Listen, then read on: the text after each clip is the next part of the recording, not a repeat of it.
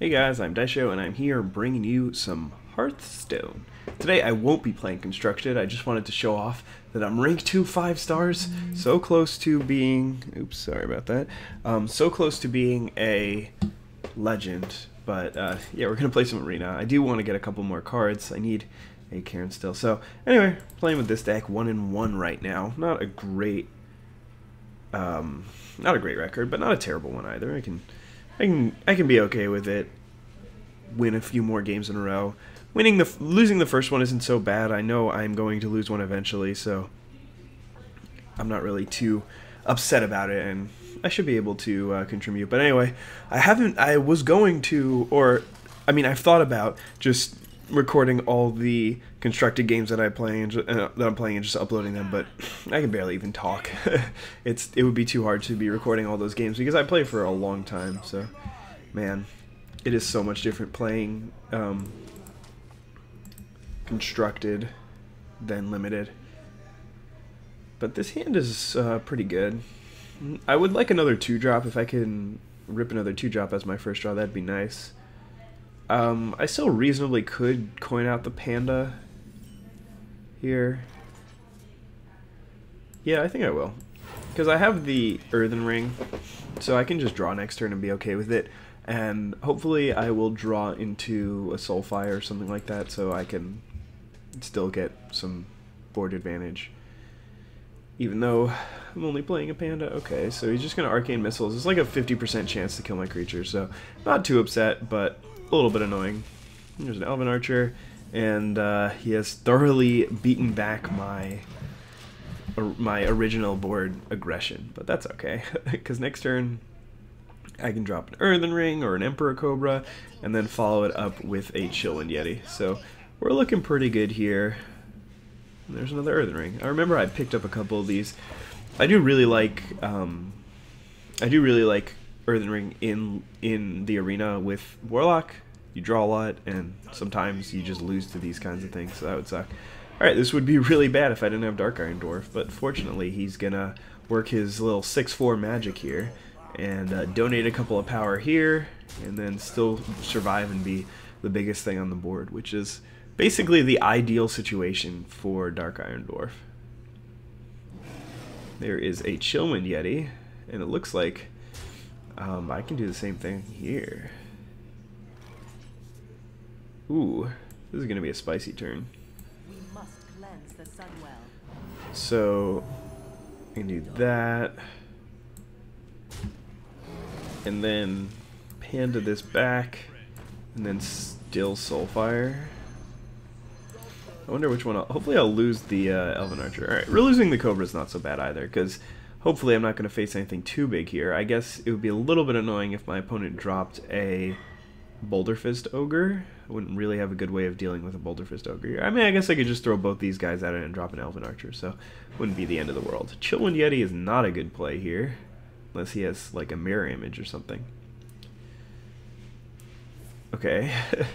I don't really know why he pinged one of my creatures here, because I was just going to throw one of my creatures away this turn anyway, and he knew that, so it's a little bit strange of sequencing. So I think I should draw here. I should have drawn before I played the Dark Iron Dwarf, though there was almost a 0% chance that I would do anything else, because being able to use my 3/1 to trade with a full Chillwind Yeti is basically as good as you can possibly get, and that was going to be my play, but I definitely still should have drawn first. Okay, so getting 2-for-1 off of Flame Strike is fine. I already have plenty of advantage that I've generated throughout this game, and now I can just drop a couple of big creatures on the board, or a big creature and a smallish creature on the board, and be pretty psyched about it. Crazed Alchemist is a really nice one to have in my hand at this point. It could just do a lot, and I don't really need to play it, so I'm pretty excited for this game. It's going to be hard for me to lose, I think. I'm up a full card, actually I'm up 2 cards, and I have board presence, so obviously I can start losing, but for now we're looking pretty good. Okay, so right here I think I want to just Mad Bomber. I mean, yeah, it's probably the best. Oh wow, I hit it twice. That's just very lucky. And yeah, I can play another big creature, so even if he's got a Flame Strike, he can't kill both my big creatures, which is nice. I think that was probably the best way to handle the Stormpike Commando, because even if I only hit it once, which I probably have a decent chance, I can't remember the exact number, but with 3 or 4 targets, I don't know, it's not a great chance, but I had a reasonable chance to hit it. Alright, so there's a Fireball. It's always good to get those out of the mage's hands, so that when you get to a top-decking situation, they have none left, and that's just really the kind of situation you want to put yourself in. But 2 ways to kill that. I think this is going to be slightly better, even though it plays into Flame Strike a little bit more, but before I do, I'm going to draw a card. I could just Soulfire. I have a bunch of junk in hand, so I think I'm going to do that. Keep my Yeti at a healthy life total, and then I will play this Young Priestess here. So yeah, I didn't mind losing the the Crazed Alchemist. Did I lose the Crazed Alchemist? Yeah, which wasn't great, obviously, but it also was not the end of the world. And ooh, I got the toughness boost on the Yeti, so it does not die to a Flame Strike anymore, and he's just going to Sheepify it, which is okay with me. Not great. I mean, it's not like I have so many giant creatures that I can afford to just lose them like that. There's a Silvermoon Guardian, which is a good draw, because I do want to... I should have done this first. I'm going to draw a Cult... Okay, I didn't draw a Cult Master. But, yeah. Anyway. I did want to draw some creature so that I can boost its toughness with Young Priestess before it dies. And I still have 4 points of burn in hand, which is pretty nice here.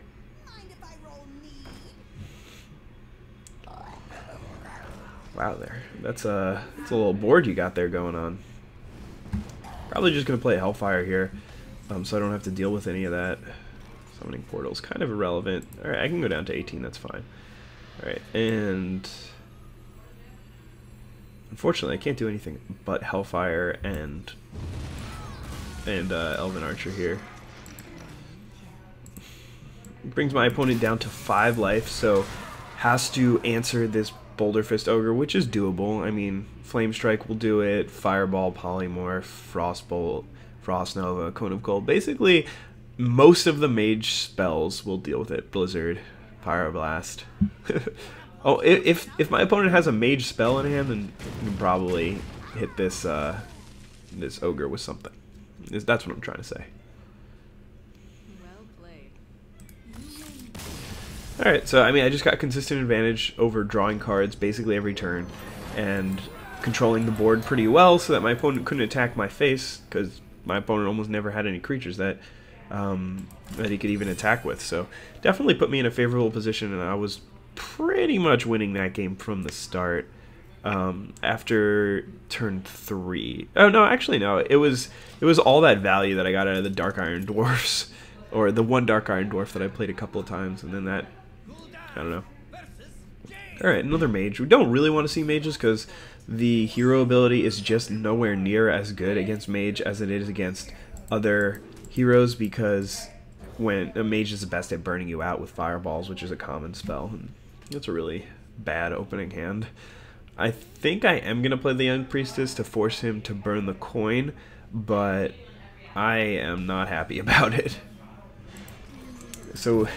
So far, I mean, I've drawn 2 of the bad cards in my deck, Summoning Portal and Young Priestess, so that's not really good. Maybe I could have just held on to it and hoped to discard it to a Soulfire at some point, because this is really not that much value. I'm just trying to absorb all the value that I can out of the weak cards in my deck. That way, when I do get to the stronger cards... Ooh, that was a good one. When I do get to the stronger cards, I'm still alive. And hopefully those stronger cards can make up for the weaker cards, because my opponent will be playing weaker cards too that I'll be able to gain advantage off of. Right, there's an Arcane Missiles. Again, it's about a 50% chance to hit my guy twice. Very unlikely to hit it 0 times, and that kind of sucks, but that's the way it goes sometimes. So, still had a pretty good answer with the Leper Gnome. I think I'm going to draw here first and see what's going on. So since I didn't draw anything here, got 2 options, and I think I'm actually going to maintain board control here and go for a Soulfire. It's definitely a waste, but I lost the Summoning Portal, so I'm pretty happy about it. So yeah, I basically just spent the turn. I took 4 damage and spent 2 mana to kill his 2/1, which isn't great. Definitely not an ideal situation. But got the Frostbolt out of his hand, which is really good. Or pretty good, I guess. Don't want to play the Cult Master here, but I think that it's better than not doing anything.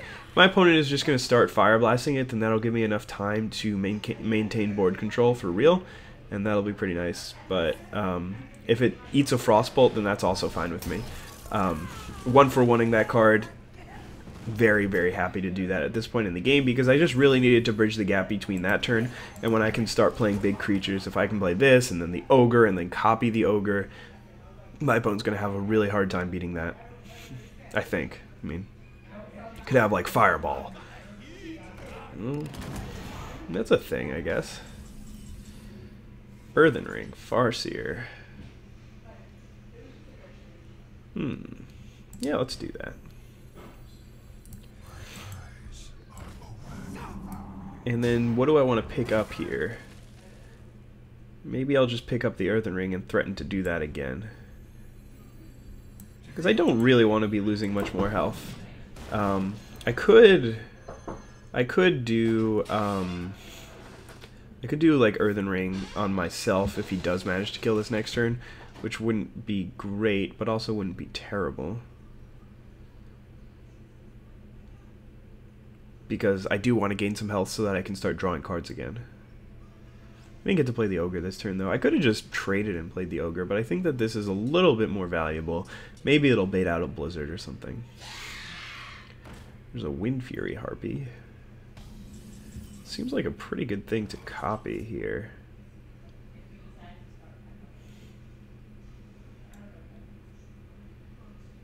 Could just, yeah, I could just copy that and draw and then trade. So I'll draw first and see what I draw. Okay.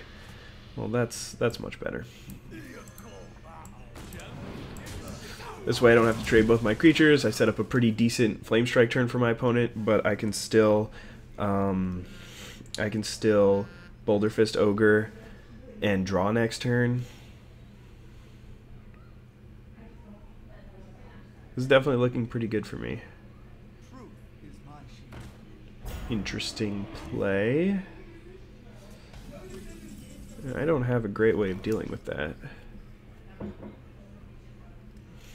Let's draw a card. Alright, well, didn't find anything, so I'm just going to Faceless Manipulator this and then take off its Divine Shield.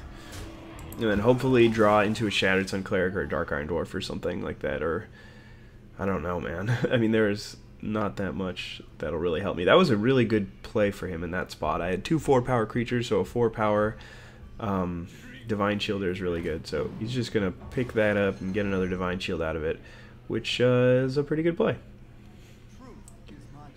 But at least he couldn't. Ooh, there we go. So right here, I think my turn is going to be do that, and then run this guy into it, and then kill it off. Or run this guy, whatever. I'm just going to trade off the Divine Shield and my Dark Iron Dwarf. And then I can still play an Ogre. So, like, in this kind of situation, I just recognize that Sunwalker is going to be a problem for me, and that I have to just deal with the fact that it's an issue, and lose card advantage by taking it out, but still take it out. So now, I mean, instead of looking at the fact that the Sunwalker like 4-for-1 me or whatever, I'm just looking at the fact that my opponent is now down to what's going to be 5 cards to my 5 cards. So I'm pretty happy about that. And that hopefully is not a freeze. Okay. So first here, I think I want to play this, just to test out to see if that's a mirror image. It's not. So now I want to take out his creatures and then drop a Darkscale Healer. Get both my guys back up to 5 health. I can still take out the Ogre, which would be pretty good, but still he has to contend with my board, and I can heal up my creatures with my Earthen Rings, so that would be nice. It's a pretty good card for him to have here. That's not a very good card for him to have here. So pinging the Ogre really leads me to think he has Flame Strike here. Silvermoon Guardian. All right, let's draw a card. See what we get. Hopefully it's not a Soulfire. I think I Soulfired one thing so far this game. So anyway, I think I'm actually going to hit him. I don't think I want to hit him in the face. I want to kill his creature. It's very inefficient, but I still do have a lot of resources to expend. So I'm going to heal up the Ogre, so if he wants to take it out with a Flame Strike, then he can't kill both of these. He can like run this into this and then ping it, but he still has to contend with a 4/1 Yeti, which I can heal up. So he's got to have like a Arcane Explosion to kill them both, which would be pretty good. Alright, Lord of the Arena is fine here. It's definitely not bad. Okay, and he's just going to ping that off. So, what do I want to do here? Probably just clear his board. Don't need to play that. Am I going to draw? I think I'm going to draw here, so may as well do that first. Another big creature. Man, I did not realize how many big creatures I have in this deck. And I think I actually want to heal... I think I want to heal this, because I really think that my opponent's got a Flame Strike. And if not, then it's worth playing around the Flame Strike. So this leaves my Boulder Fist Ogre vulnerable to just be pinged, but if my opponent had a Flame Strike, then it would be a lot worse for me if I had healed the Boulder Fist Ogre, because it still would have died. So like, Nightblade is one of the exact reasons why I wonder what that is. Could be a counterspell. So let's do that first. It is a counterspell. Okay.